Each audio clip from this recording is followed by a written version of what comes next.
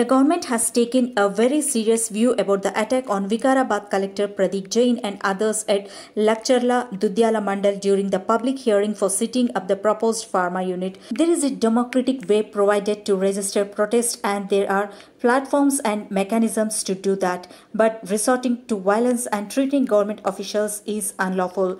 Those who orchestrated this attack and those who instigated attack on government persons and government properties will be severely dealt with as per law. The Telangana people will shortly get to know about all those involved in the attack once the probe is over. There is a planned exercise to obstruct to the setting up of industries in Telangana, but despite this, we will go ahead with our roadmap for the development of Telangana.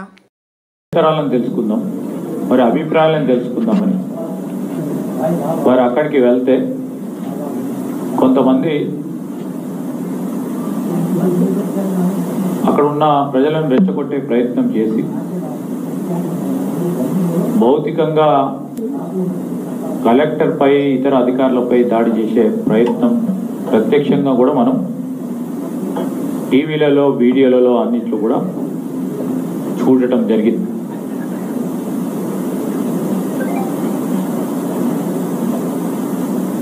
ప్రభుత్వం తరఫున వెనువెంటనే ఈ సంఘటన వివరాలను తెలుసుకునే ప్రయత్నం, దానికి తోడు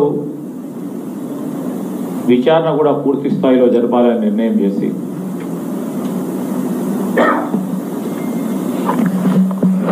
అసలు కలెక్టర్ గారిని పథకం ప్రకారం ఆ వేదిక నుంచి అక్కడ దగ్గరికి రమ్మని చెప్పింది ఎవరు,